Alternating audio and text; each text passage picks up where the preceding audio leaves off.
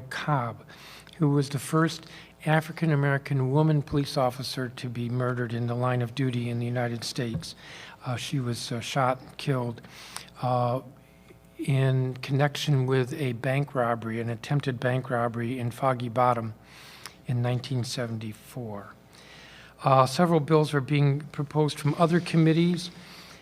Three are concern the Alcoholic Beverage Regulation Administration, including authorizing expanded hours. And there is a bill that came out of the Committee on Health called Minor Consent for Vaccinations Amendment Act. I don't have the details in front of me, but I know there's a little bit of controversy in that there are folks who do not support vaccinations and therefore do not want us to move forward with the bill.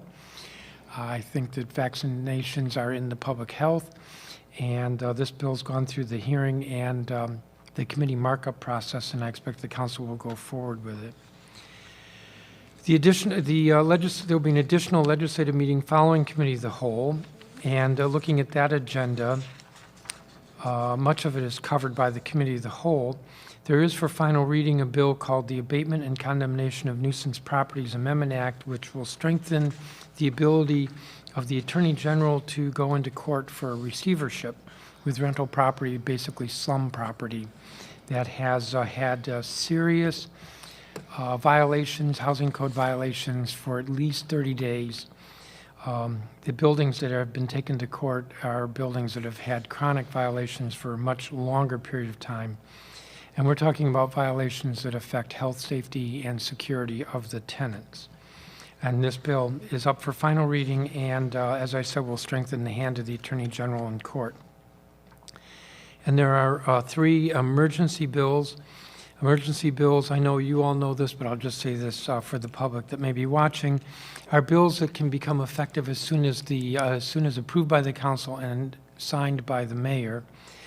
They don't require congressional review, but they also are in effect for only 90 days. Typically, they're accompanied by a temporary bill that will last 225 days, but is submitted to Congress. One of them is the Clean Energy Omnibus Technical Amendment Emergency Act. It's just simply a reiteration, a repassage of a bill that's already been approved by the council, but because of the congressional review process, it's being resubmitted. A second is Common Interest Community Virtual Meeting Emergency Amendment Act, which will permit condominium and cooperative associations to have annual meetings virtually. We thought we had taken care of this when we did pandemic-related legislation earlier in the year, but that was for board meetings and not for the annual meetings. If you think about it, annual meetings are all the residents of a condominium or cooperative, and therefore actually social distancing becomes a bit more necessary and complicated. So this would authorize annual meetings to be virtual. And then the third bill is Unemployment Benefits Extension Emergency Act, which follows what is authorized in federal law for extending the period by which individuals are eligible for unemployment benefits, and that includes the Pandemic Unemployment Assistance Program. It's an extension of time consistent with that law, and I don't remember the exact number of weeks, but I expect that that will go through as well tomorrow without a controversy in the council. And that is tomorrow's legislative meeting. The next meeting after that will be November 10th, not the first Tuesday, because that's election day. And if there are any questions, I'm happy to take them. Yes, Sam? I noticed you had a Black Lives Matter Plaza bill. The mayor designated this, I guess, probably back in June. What is this about? It's the permanent version. So the council acted by emergency, and as I said a minute ago, emergencies expire after 90 days, and so this is the permanent authorization for the name. It's not more complicated than that. Okay. And except that there is a committee report that goes with it, so it explains to the public some of the reasoning behind it. And then Gail Cobb, I remember when this happened, but at that time they said she was the first woman killed in the line of duty. You said African American. Was there Yes. another? My understanding is that, in fact, with all of these namings, we do some research. Many people have said she was the first woman, female police officer murdered in the line of duty, and it turns out that's not correct. I mean, it's kind of really not comfortable to be talking about firsts in a situation like this, but so she wasn't the first, but she was the first African-American woman. And maybe the first in Washington, D.C. of any race. MPD had not hired women until the early 1970s, I believe 1972. And to try to diversify its force, it lowered the height limit. Because her father had applied to be a police officer and had not been accepted because he was not tall enough. I think it was 5'8". So they lowered the height limit, and they were trying to encourage women, and she went through the academy, I believe, in 1973. It was murdered in 1974.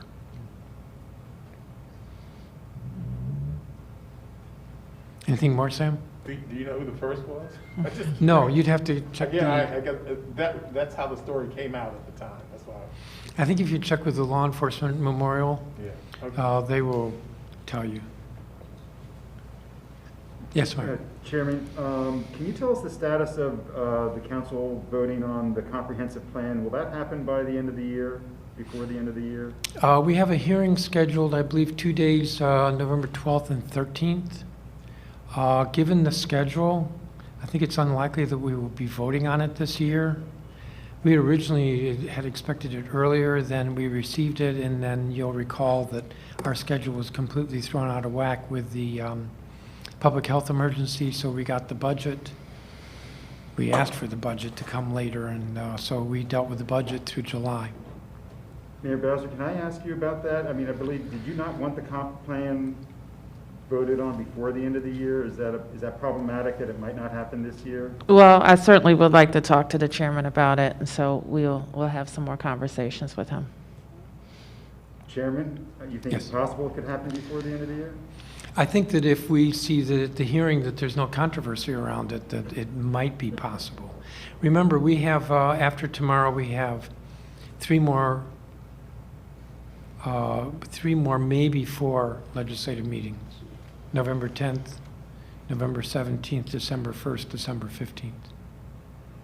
And then if I could, I apologize, I didn't hear everything that you said about the unemployment insurance legislation. Can you expand or tell me exactly what that entails? I appreciate it, thank you. Yes. The memo, I'm looking at the memo that Councilmember Silverman circulated. Typically, residents, this would be anywhere in any state, may receive up to 26 weeks of UI benefits, but then additional 26 weeks if authorized under the state law. And for the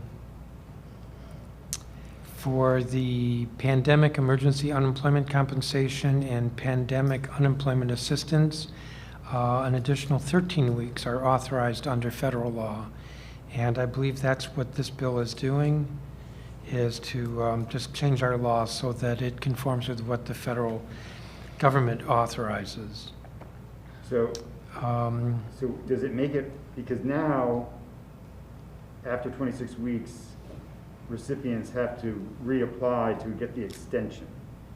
Is this legislation to make that extension automatic? I don't think so. My understanding is that what the federal law requires is that the local law has to have an applicable, quote, high unemployment period, unquote, in our law. And that's what this is doing. And by doing that, then the DUES can go forward. I can't speak, as I'm sitting here, about whether an individual would need to do something in order to get that extension. I can't speak to that. Thank you.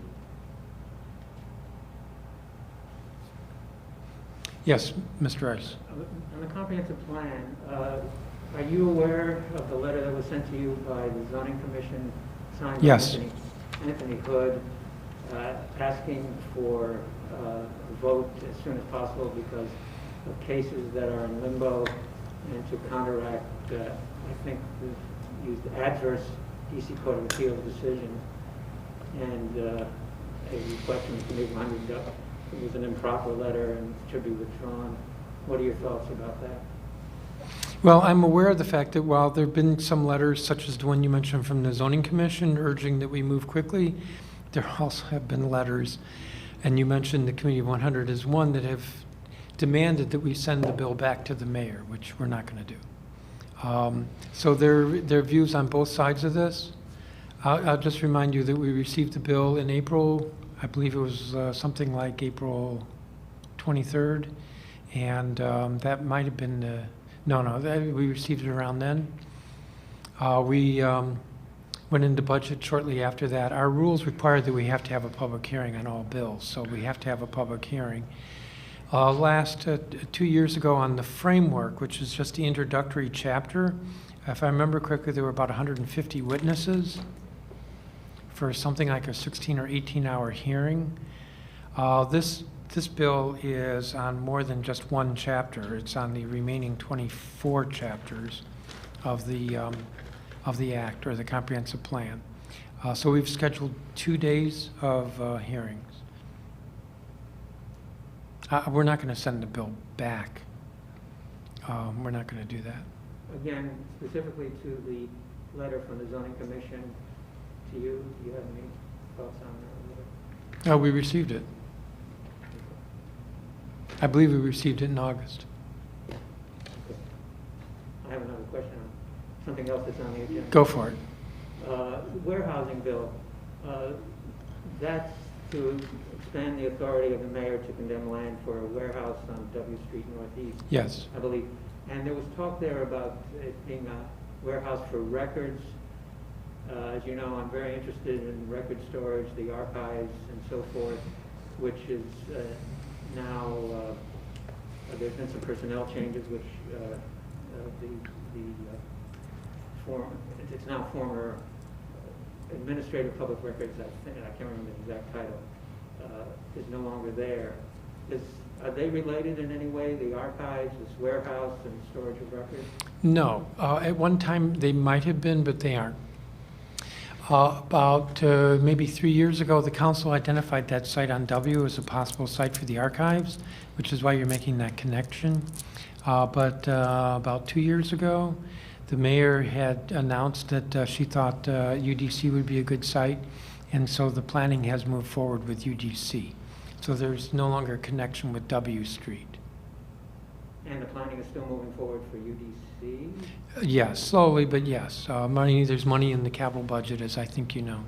And obviously the status of your advocacy group? Much too slow, but I need to call the individuals to set that up, because that'll help us, the council, stay focused on this. Because it is important. I mean, what we're talking about, for those who don't know, is where do we keep our records, which in the moment are just paper, but at some point in the future, today's records are history. And where do we keep them? How do we keep them? And the current alley dwelling is not satisfactory. Thank you. Thank you. If there are no other questions, thank you, Madam Mayor. Thank you, Mr. Chairman, and we appreciate all of the interest in the council's agenda, and we look forward to moving forward with you on the city's comprehensive plan, which is, as evidenced by some of the questions, very important to how we plan for all of the things that the city needs, including housing. So thank you for that. We're going to spend some time now talking about the city's response to COVID. And the health director, Dr. Nesbitt, is going to spend some time going into detail about how a new tool works, and then we'll take your questions. First, I just call your attention to our updated list of states that we want to ensure that DC residents are paying attention if they travel there for non-essential purposes, and quarantine for 14 days when they come back. And you can see that list updated every 2 weeks at coronavirus.dc.gov, and the next update will be on November 1st.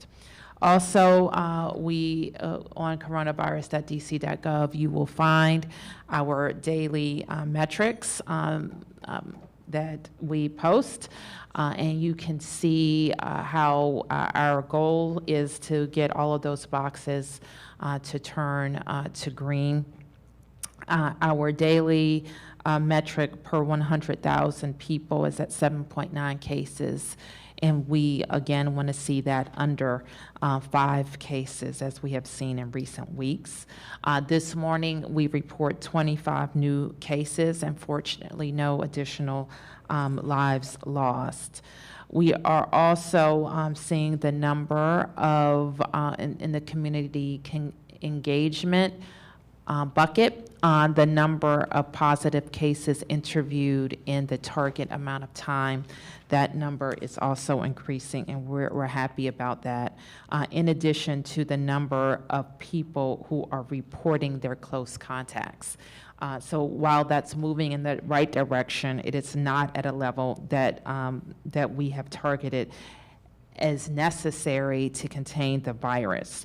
So for example, when we first started reporting these numbers, we reported that 67% of people were being interviewed within 3 days, and that has gone up to 74%. Further, we reported that only 35% of people were providing their close contacts, and now that's up to 46%, and so we want to keep that going. Starting this week, we have a new contact tracing tool. We talked about it several weeks ago. And it is an exposure notification tool developed by Apple and Google. And beginning this alert notice we're calling DCCAN, DCCAN, and beginning tomorrow, residents with an iPhone or Android smartphone can begin receiving push notifications inviting them to opt in to this exposure notification tool. This technology was created for the sole purpose of helping to stop the spread of COVID-19. The exposure notification system will be disabled once the pandemic reaches a point that no longer necessitates the use of this technology. Dr. Nesbitt has been really involved with working with these companies for a DC-specific product, and I'm going to turn it over to her to talk about how it works. Thank you, Madam Mayor. And I just want to emphasize that this technology will work best if we have a high percentage of smartphone users of iPhones and Android-enabled phones using the technology. So I'm going to share with you all how it works. As the mayor mentioned, beginning tomorrow, Tuesday, October 20th, iPhone users will be able to turn on the COVID-19 exposure notifications in Washington, D.C., and iOS users will be able to opt in to exposure notifications through their settings without having to download an app. Once iPhone users turn on the COVID-19 exposure notifications through their settings, they will be prompted through the onboarding process, very similar to how you activate many other settings on your phone. If you go into your settings today, you will see exposure notifications. However, you won't be able to activate DC system until tomorrow.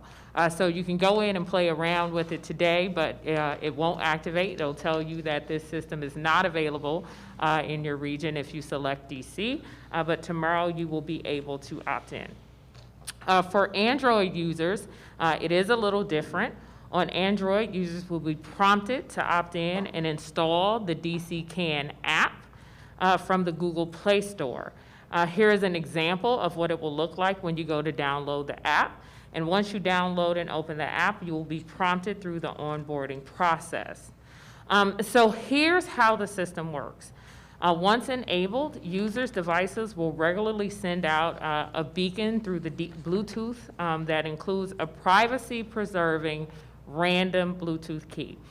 So I want you all to understand this is privacy preserving. It is not a GPS, a location system. This is just a signal through Bluetooth.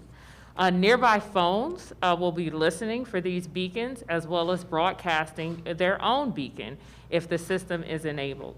Each phone will store the beacons it receives securely on the device. Once per day, the exposure notification system will download a list of keys belonging to people who will have tested positive for COVID-19 and reported their diagnosis through DC CAN. Each device will check the list of keys it has stored against the downloaded keys, and if there is a match, the user will be notified and advised on next steps from DC Health. This is what makes it specific to us here in the District of Columbia. If you want to learn more about the technology behind the system, we will post on coronavirus.dc.gov/DCCAN more information to help you attach to the Google through its explanations on their blog. Now, here's a very practical example of how it will work. Here we have Alice and Bob, who don't know each other, but have a lengthy conversation sitting just a few feet apart.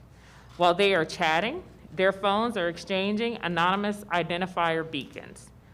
A few days later, Bob tests positive for COVID-19. And when the contact trace force reaches out, they ask whether he uses DC CAN. He says yes, and they give him a code to enter into the system. With his consent, his phone will upload the last 14 days for his broadcast beacons to the cloud. Since their conversation, Alice has continued on with her life, going about her day, not knowing she was potentially exposed to a contagious person. But her phone is periodically downloading the keys of everyone in DC who has tested positive and reported it via DC CAN. This system finds a match with Bob's anonymous identifier. When it finds that match, the alert pops up on Alice's phone, letting her know she was recently exposed to a person who has tested positive for COVID-19. She also receives more information about next steps after completing a questionnaire. So here you can see an example of what it could look like if you get a notification that you were potentially exposed to COVID-19. You would get directions on what to do and also be able to see the date that you were likely exposed. Here's an example of what it will look like if you test positive for COVID-19 and then report it through DC CAN. Again, you will need a code from a contact tracer in order to report that you tested positive. So this is all voluntary. You'll always be in control of your information, and the DC Contact Trace Force will be there to guide you through the process. In developing this tool, user privacy and data security was a top priority. The exposure notification system does not share location. It is not a GPS tracker. In addition, persons who test positive are not identified by the system to other users or to Apple or Google. Finally, DC residents can learn more about DC CAN at coronavirus.dc.gov/DCCAN. For obvious reasons, this tool will only be useful if we have widespread participation. So we need as many people as possible to opt in beginning tomorrow. And if you have an Android, download the DC CAN app. So tell everybody you know, your family, your friends, your coworkers, social media networks to opt in and ask them if they need help figuring it out, and we'll be sure to guide them through the process. And again, this is focused on the District of Columbia, or for residents of the District of Columbia or people who spend the majority of their time here. Thank you so much, Madam Mayor. Thank you, Dr. Nesbitt. Okay, with that, we'll take your questions. The chairman remains if there are additional questions for him and for us. Any questions? Yes, Sam?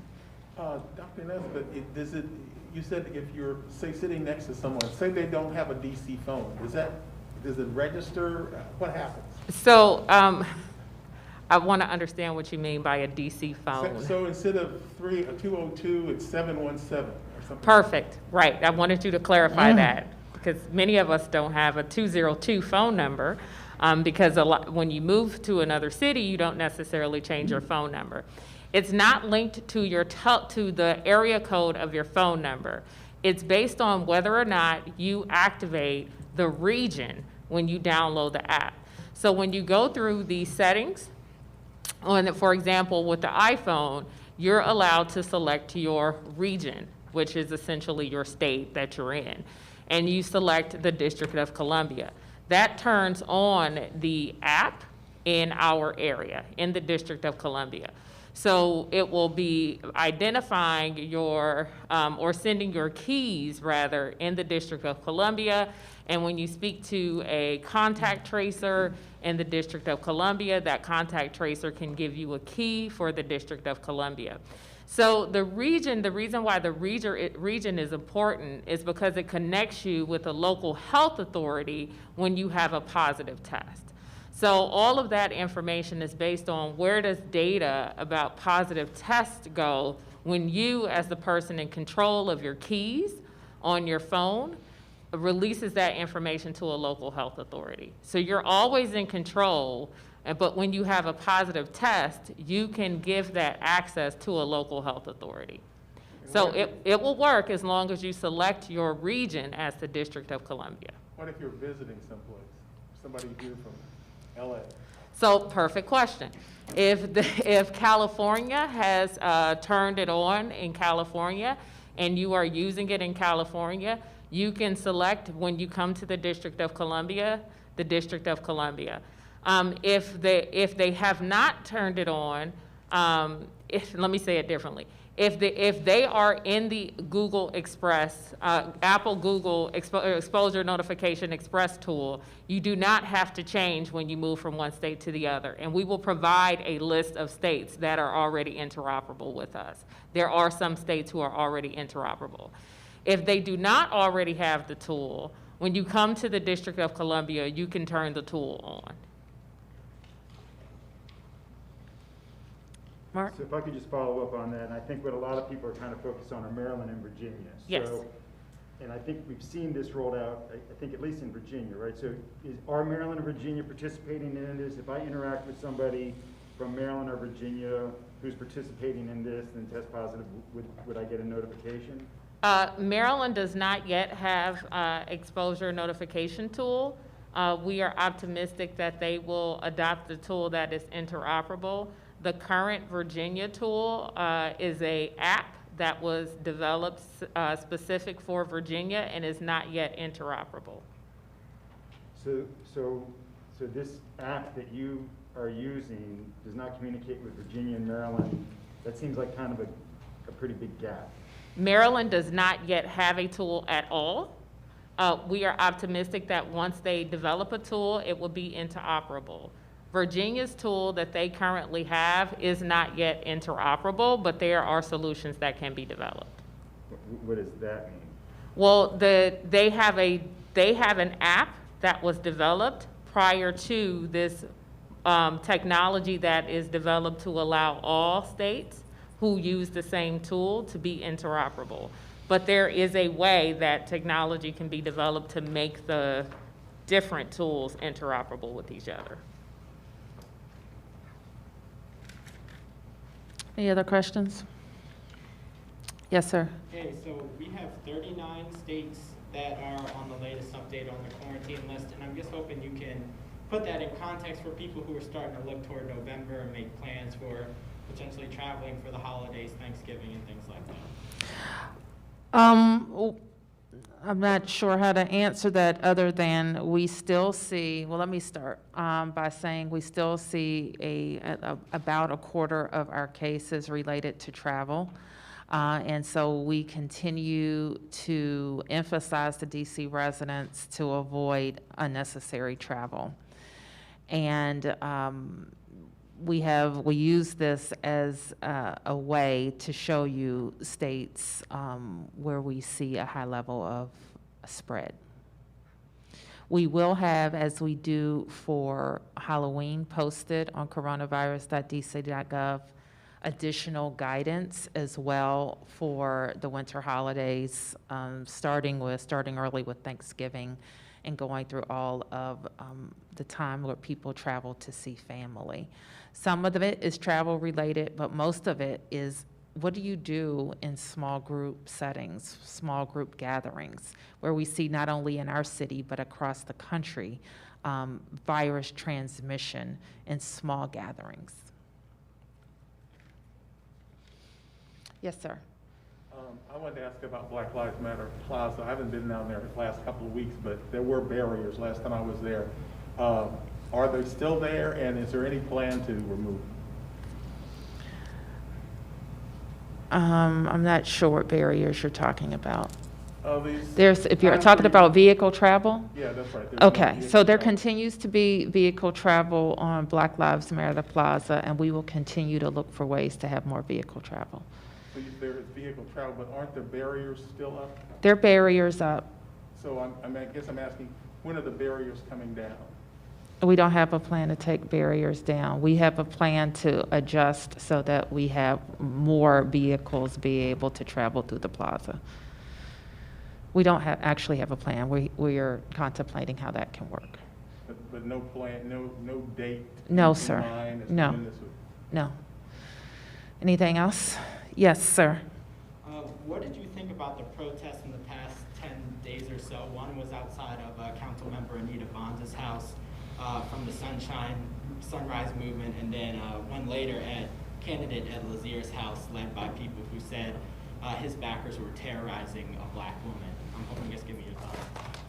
Well, I am a black woman, and I've been well, I don't want to talk about myself. Let me just say this, as I told Mark last week, that I don't think it is right to terrorize elected officials for doing their jobs, whether you agree with them or not. I don't think that's right. Well, can I follow up on that? Because my question last week was about the Michigan governor and plots to kidnap the Michigan governor and the Virginia governor. Are you now equating what the Sunrise Movement is doing by having late night, early morning protests outside elected officials' homes or politicians' homes as terrorism? No. Okay, well, you just said that you don't think it's right to terrorize politicians. Well, that was the question I was asked. Isn't that what you said? That's the language they use. That's the language you just used. Yes. Is that how you think? Is that what you, when you looked out your window when they were outside your house, did you feel like you were, I know you don't want to make it about you, but do you think these people are terrorizing or just protesting? I mean, how would you characterize what the Sunrise Movement is doing outside politics? Well, this is how I would characterize it. I don't think that they are representative of DC residents. Let me just give you an example. I actually listened to somebody on a bullhorn say, would we want to prioritize DC residents, or that wasn't the word he used, or I don't remember, natives or people of color to come up and speak. We want to prioritize that. Raise your hand. Nobody raised their hand. So what that suggested to me, or we have a lot of outside groups coming into DC co-opting. First, it was the Black Lives Matter movement or whatever the cause is of the day, and showing up at people's homes. I do not think it's right to bang on an elected officials or their neighbors' doors in the middle of the night. That is not right. Can I go back to COVID? Yes. So in the material here for the app, it says it's part of the tools that you can use to help contain the virus. Has DC contained I don't know if this is for you or for the doctor, has DC contained the virus? No. Okay, because I asked that question because in your letter to the White House Chief of Staff on October 6th, you clearly say that that DC has contained the virus and that their Rose Garden event put that work into jeopardy. So I'm wondering why you would write to the White House indicating that you contained the virus. We probably should have used a modifier like moderately. I'm sorry? We should have probably used a modifier that said moderately. And then can I, staying with COVID, the testing sites are pretty much all outdoors. It's starting to get cold. Is there a plan for the testing sites once the temperatures really dip and weather, I mean, we see them close when it rains. Rain is problematic. Right, I get that. Cold isn't. So will they remain outside? I don't think we have a plan right now to move them, Mark. If the team thinks that we need to make some adjustments because of cold weather, or, not just cold weather, but I would guess dangerously cold weather, then we'll come back to you. But that's not in our plan at this time. And then, I know that you put out guidance for Halloween. Yes. Can you or the doctor tell us, what is your biggest concern, or what is your biggest advice, if you wanted to get one message out to parents and trick-or-treaters? And Well, we do have a list of guidance that's pretty specific. And Dr. Nesbitt may recall the elements better than I do, so let me turn to Dr. Nesbitt. Sure. As the mayor has mentioned, our guidance provides details, and I'd prefer that people reference that guidance document where we have made suggestions for what are considered to be lower risk, moderate risk, and higher risk activities for people to participate in. The obvious is that traditional door-to-door trick-or-treating, where people go to neighborhoods and they're walking in opposite directions on streets, going up to doors of people who are not in their households and receiving handfuls of candy from people, would obviously be the highest risk activities that people would do this Halloween. And we're making that very clear to people. So we have made suggestions for some very much lower risk activities that individuals could do, as well as moderate risk activities. And lower risks are things that keep you in your household, mixing with only your household. And those moderate risk activities allow for some movement outside of the household, but still keeping the mixing with other households to a minimum. And so, we've made it clear that you could possibly set bags at the driveway or the end of your porch if you have a walk-up, prepackaged, and that walking traffic on your street should only move in one direction. But those things would still have to be very highly organized and highly structured to reduce the risk and transmission of COVID. So if you haven't had the opportunity to review that guidance document and share that with your readers and viewers, we'd ask you to do that. If I Okay. could just have one final on COVID. We've seen what's going on in Europe, and we see you've added 8 states to the list today. Dr. Nesbitt, what are your concerns, and what should we in DC expect as far as a second wave? Well, I think my concerns are very similar to those of us who are trained in public health and working on the response to this pandemic, is that people are, as some folks have said, kind of fatigued with COVID and the virus, but it doesn't fatigue with us simply because we have fatigued with it, and perhaps are choosing to listen to some individuals who are not trained in public health or have the experience working in public health or dealing with pandemics, and that is, quite frankly, a recipe for disaster. We don't have the benefit of choosing to listen to the things that we find to be the most favorable to us or the advice that we like. We have to listen to the guidance and the advice that is going to save the most lives and create the balance of a response that does the least harm to us as a society overall. That being said, as we move into the fall and winter holidays and into the fall and winter season overall, there are some things that our communities and people have done that could confer some benefit. We know that people are being far more attentive to their hygiene, washing their hands far more than they were pre-COVID, being far more focused on wearing masks and keeping their distance. But we need people to recognize that what it means to keep distance, not dropping their guard when they're with friends and family, and keeping that same level of vigilance. So as we're seeing increases in the number of states, we have to be mindful of what that means for our traditional and typical plans during this period of time. And being mindful of how we can make some decisions, both as it relates to our social and emotional health, but also as it relates to our physical health. And I think if we are being very thoughtful and very decisive, we can keep and make balanced decisions in that regard. Thank you. Thank you.